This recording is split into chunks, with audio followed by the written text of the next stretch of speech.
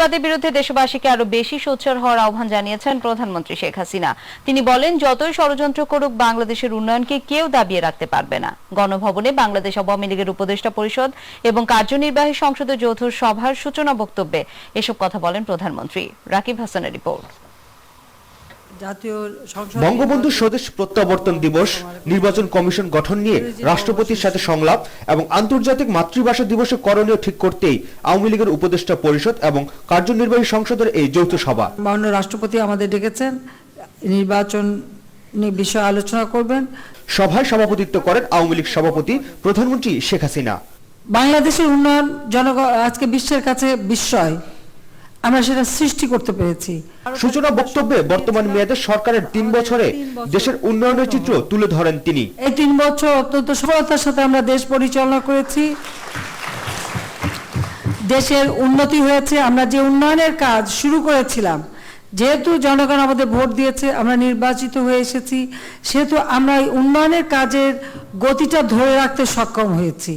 যেহেতু উন্নয়নের কাজে গতিটা এবং ধারাবাহিকতা বজায় ছিল বলেই আজকে উন্নয়নটা দৃশ্যমান হচ্ছে, মানুষ তার সুফল ভোগ করছে, মানুষ আজকে খেয়ে পড়ে অনেক সুখে শান্তিতে আছে।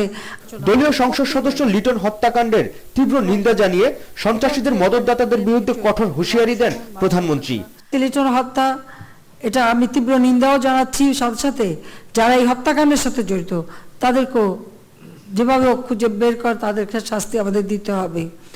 আমি জানি না ওদের আরও কি পরিকল্পনা আছে, কারণ যখন তারা নির্বাচন করলো না, ব্যর্থ করলো, নির্বাচন ঠেকাতে পারেনি, আন্দোলন করে সরকার উৎখাতে ব্যর্থ হলো, এখন গুপ্ত হত্যা। এটা তো বিএনপি জামাতের একটা চরিত্রই, খুন করাটাই তো তাদের চরিত্র, এটা তো নতুন না। গণতান্ত্রিক ধারা অব্যাহত রেখে দেশবাসীকে সঙ্গে নিয়ে সকল ষড়যন্ত্র মোকাবেলা করা হবে বলেও জানান শেখ হাসিনা।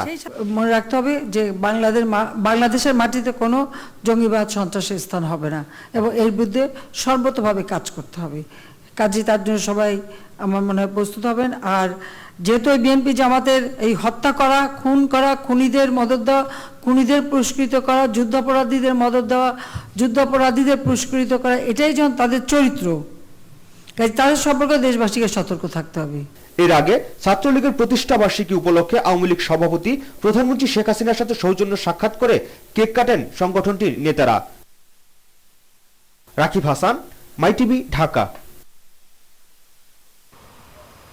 এদিকে উন্নয়ন কাজকে যারা বাধাগ্রস্ত করতে চায় তাদেরকে ক্ষমতায় না আনার আহ্বান জানিয়েছেন প্রধানমন্ত্রী শেখ হাসিনা। রংপুর বিভাগের সঙ্গে ভিডিও কনফারেন্সে doctor Wazed international research and training institute সহ একটি ছাত্রী হলের ভিত্তিপ্রস্তর স্থাপন অনুষ্ঠানে তিনি এই আহ্বান জানান। প্যাট্রিক ডি কস্তার রিপোর্ট।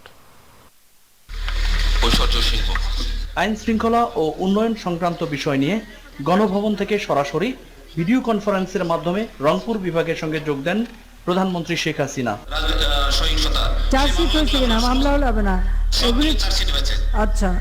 প্রধানমন্ত্রী শিক্ষার্থীদের মান উন্নয়নে গবেষণা বাড়ানোর তাগিদ দিয়ে বলেন, শিক্ষিত জাতি গড়ার প্রয়োজনেই প্রতিটি জেলায় সরকারি বা বেসরকারি উদ্যোগে বিশ্ববিদ্যালয় করা হবে। শিক্ষার্থীদের এইটুকুই বলবো যে সকলকে মনোযোগ দিয়ে পড়াশোনা করতে হবে এবং পড়াশোনা করে এই দেশকে যেন ভবিষ্যতে সুন্দরভাবে, আজকের যারা শিক্ষার্থী ভবিষ্যতে কর্ণধার হবে তার জন্য সুন্দরভাবে চালাতে পারে, সেই কামনাটাই করব, সেই কামনা আমি করি এবং সকলকে মনোযোগ দিয়ে পড়াশোনার আহ্বান জানাই।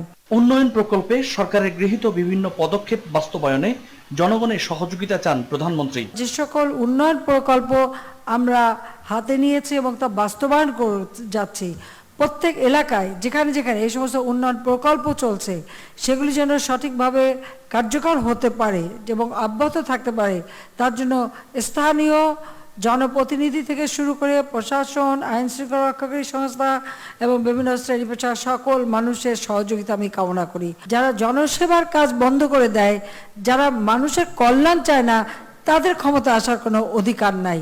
কাজে এই ধরনের যারা জনগণ বিরোধী কাজ করে তারা যেন ভবিষ্যতে আর ক্ষমতা আসতে না পারে, সেই ব্যবস্থাটা নিলেই কিন্তু আর দুষ্টিদের কিছু থাকবে না। এর আগে গণভবন থেকেই ভিডিও কনফারেন্সের মাধ্যমে রংপুর বেগম রোকেয়া বিশ্ববিদ্যালয়, doctor Wazed international research and training institute এবং 10তলা ছাত্রী হলের ভিত্তিপ্রস্তর স্থাপন করেন প্রধানমন্ত্রী শেখ হাসিনা। একটা বিষয় সকলকে সচেতন থাকতে হবে, সেটা হচ্ছে জঙ্গিবাদ, সন্ত্রাস, এর হাত থেকে আমাদের ছাত্র সমাজকে মুক্ত রাখতে হবে। কোনো মতেই যেন এই জঙ্গিবাদ সন্ত্রাস এখানে যেন কোনো রকম দানা বাঁধতে না পারে। প্যাট্রিক ডি কস্তা, মাই টিভি, ঢাকা। নির্বাচন কমিশন পুনর্গঠন নিয়ে ন্যাশনাল আওয়ামী পার্টি এবং বাংলাদেশের সাম্যবাদী দল রাষ্ট্রপতির সাথে আলোচনা করেছে। আলাদা আলাদা হওয়া বৈঠকে রাষ্ট্রপতির কাছে দল দুটি তাদের প্রস্তাবনা তুলে ধরে। সাম্যবাদী দল দিয়েছে 9 দফা আর আওয়ামী পার্টি দেয় 7 দফা প্রস্তাবনা।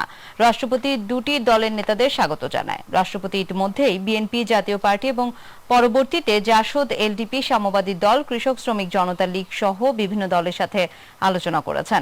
গত 18 ডিসেম্বর নির্বাচন কমিশন গঠন নিয়ে রাষ্ট্রপতি মোহাম্মদ আব্দুল হামিদের সঙ্গে রাজনৈতিক দলগুলোর সংলাপ শুরু হয়। বর্তমান কমিশনের মেয়াদ আগামী ফেব্রুয়ারিতে শেষ হবে।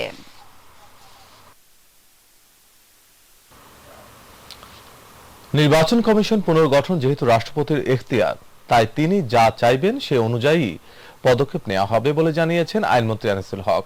ইসি পুনর্গঠন বিষয়ে রাষ্ট্রপতি আব্দুল হামিদ আইন প্রণয়নের নির্দেশনা দিলে সে বিষয়ে আইন মন্ত্রণালয় প্রস্তুত রয়েছে বলেও জানিয়েছেন তিনি। রাজধানীতে বিচারকদের প্রশিক্ষণ কর্মশালার উদ্বোধন শেষে এসব কথা বলেন আইনমন্ত্রী। মাহবুব সৈকতের রিপোর্ট। চলতি বছরের 8 ফেব্রুয়ারি শেষ হচ্ছে বর্তমান নির্বাচন কমিশনের মেয়াদ। কোনো আইন না থাকায় কমিশন পুনর্গঠনের দায়িত্ব রাষ্ট্রপতির হাতে। রাজনৈতিক দলগুলোর সাথে এরই মধ্যে নতুন কমিশন গঠন নিয়ে আলোচনাও করছেন রাষ্ট্রপতি আব্দুল হামিদ। বিভিন্ন পরামর্শের মধ্যে দলগুলোর অন্যতম দাবি ইসি পুনর্গঠনের আগে একটি আইন প্রণয়নের। আরপিওর সংশোধন ও নির্বাচনী কমিশন শক্তিশালীকরণের প্রস্তাবগুলো আমাদের নিয়োগ সংক্রান্ত একটি আইনি কাঠামো প্রণয়ন করার জন্য অনুরোধ করছি। আশাবাদী যে কিছু একটা বেরিয়ে আসবে এই সংলাপ থেকে। সবচেয়ে বড় সমস্যা হচ্ছে আজকে আস্থাহীনতা। এই উদ্যোগে সততা আছে। বিচার প্রশিক্ষণ ইনস্টিটিউটের কর্মশালার উদ্বোধন শেষে এ বিষয়ে কথা বলেন আইনমন্ত্রী। আলোচনার মধ্যে তারপরে মহামান্য রাষ্ট্রপতি যেই সুপারিশ করবেন সেই সুপারিশ আমরা মানতে বাধ্য। যদি আইন প্রণয়ন করতে হয় তাহলে রাষ্ট্রপতি বলবেন আইন প্রণয়ন করার কথা। রাষ্ট্রপতির নির্দেশের জন্য আমরা অপেক্ষা করছি।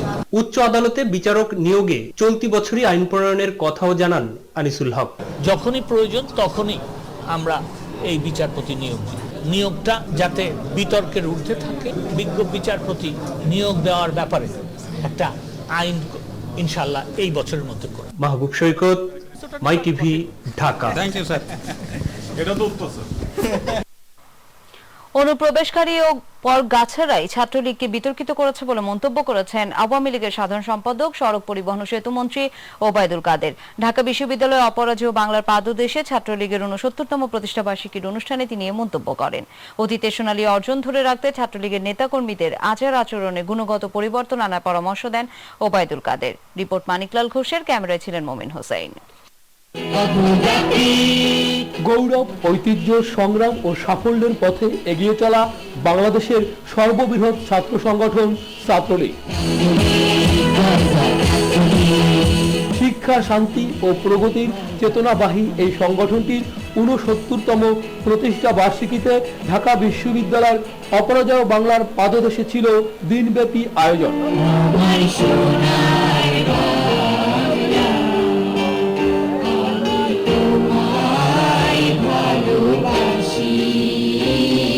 জাতীয় ও দলীয় পতাকা উত্তোলন এবং শান্তির পায়রা উড়িয়ে প্রতিষ্ঠা বার্ষিকীর অনুষ্ঠান উদ্বোধন করেন আওয়ামী লীগের সাধারণ সম্পাদক, সড়ক পরিবহন ও সেতু মন্ত্রী ওবায়দুল কাদের।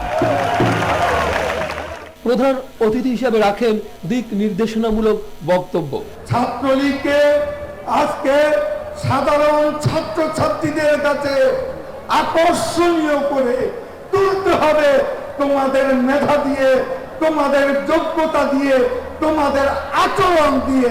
ছাত্রলীগের ভাবমূর্তি রক্ষায় কমিটি গঠনে অনুপ্রবেশকারীদের বিষয়ে সতর্ক থাকার আহ্বান জানান তিনি। অনুপ্রবেশকারী পরগাছা মুক্ত ছাত্রলীগ চাই। এই পরগাছা, এই অনুপ্রবেশকারীরাই হচ্ছে ছাত্রলীগের এগিয়ে যাওয়ার পথে প্রধান বাধা।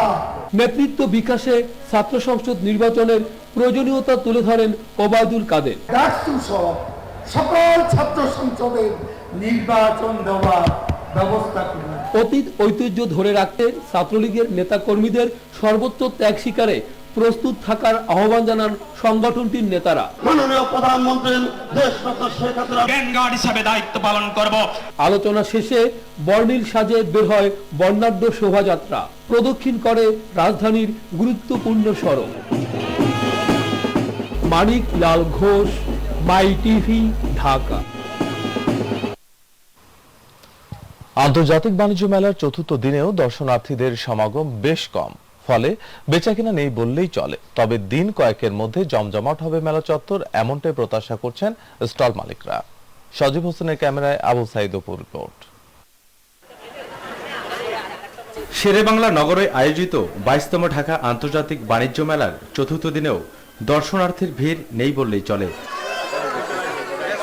তবে অনেকে এই মেলায় ছুটে আসছেন বর্ণিল সাজে সজ্জিত করা বিভিন্ন স্টল ও প্যাভিলিয়নগুলো এক নজর দেখতে। প্রতি বছর একবারই আমরা অপেক্ষা করি কখন মেলাটা আসবে, তখন এই মেলার জন্য সবাই বাচ্চা টাচ্চা নিয়ে আসতে ভালোই লাগে। ফরেন কান্ট্রির সাথে বাংলাদেশের একটু ভালো একটা সম্পর্ক হোক, তো এটা হলে হচ্ছে বিজনেসের দিক থেকেও ভালো আসবে, বাংলাদেশের পরিচিতিটাও বৃদ্ধি পাবে আর কি। দাম এখন একটু হাই মনে হচ্ছে, তবে এটা একটু ব্যবসায়ীদের মাথায় রাখতে হবে যে মেলায় আসে সবাই আসলে ভালো প্রোডাক্টটাই নিতে, একটু প্রাইসটা যদি একটু লেভেলের মধ্যে রাখা যায়। পৃথিবীর অনেক দেশে স্টল আছে, ঠিক জার্মানির মতোই এখানে সুন্দর বড় বড় প্যাভিলিয়ন আছে।